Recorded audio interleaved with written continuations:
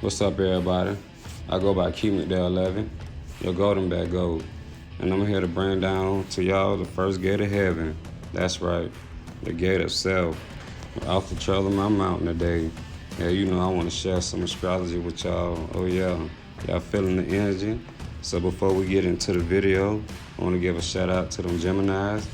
Happy Sun return, or happy B-Day, but I like to say happy G-Day also.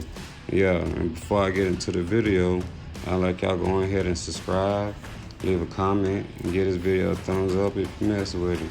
So without further ado, let's learn about ourselves. What's up, everyone? Welcome back. So today I'm going to be breaking down the first gate of heaven, the gate of self. So first of all, what is the 12 houses or so-called gates of heaven? Well, basically, it's the meaning of life, the meaning of your reality, the meaning of your illusion, the meaning of your life. See, 1 through 12 is different zodiac signs that rule over these different gates of heaven. And depending on what energy or what planet at that time is sitting in the house, that's what you would pretty much be facing in your reality at that time. And concording on like how you flowing like with the universe and learning your lessons the way you're supposed to, you can like pretty much ride the wave all the way through, but you gotta become more self-aware of what you're actually dealing with first. And I feel like through astrology and learning these 12 houses and what the energies are placed at in your chart, it will help you get a better understanding of what you're dealing with in your life, point blank period. So today I'm breaking down the house itself, or the gate itself, and that's your first house. So what does the first house represent? It pretty much represents you, okay? It represents your personality, and your ego is your authentic self. It's your natural tendencies. It's your vitality, the energy that you bring to the world. It's your individuality. Now, for the most part, I would say the sun rules over your first house, because your first house is like the shield. It's like the armor that you wear. It's what the outside world is going to see.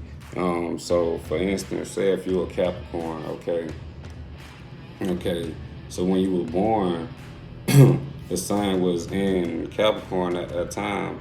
So that would be your sun sign. That would be in your first house. You will be known as a Capricorn to the world.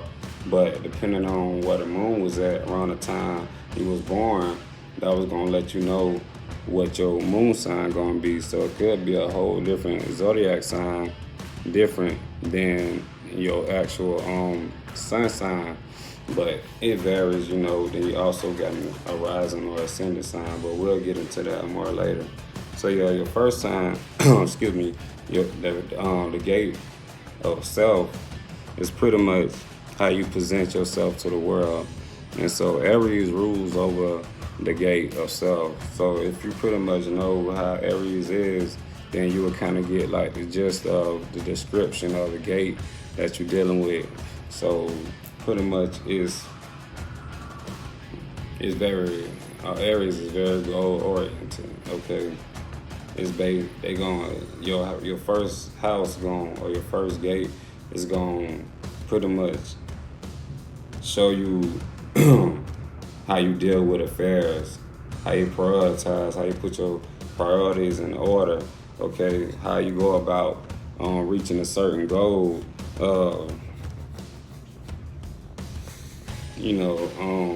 Even like your personal desires, like it can even go as far as as your dreams sometimes, but that's a whole different gate at itself. But yeah, it's not pretty hard to understand what the first gate represents, because of the fact it's a lot that goes into the first gate that you can't even really put in words, because it goes as far as your personality, like I said, your uniqueness, and depending on what energy you were born in at the time, what planet was in your first house at the time, that's how you gonna go about with the world. So say that Venus was probably in your first house. Okay, Venus deals with a lot of pleasure. Okay, she brings pleasure. She the one who brings like feeling, like five senses to this reality that we're living in. And so you'll be more like indulged with like the material things and stuff of that nature, and more into like pleasure. So things that probably make you feel good, things that taste good, things that you like to hear.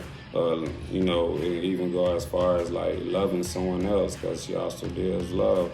So you'll be a very like loving person or whatever.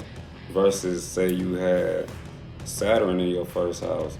So then you'll probably go about reality in a different way. You'll probably be very time oriented, like the Capricorns be, and you'll be wanting to be organized. You'll be wanting to be reserved, self-centered, and trying to like always hold your own and come with this maturity level of what the planet is actually dealing in on your energy at the time.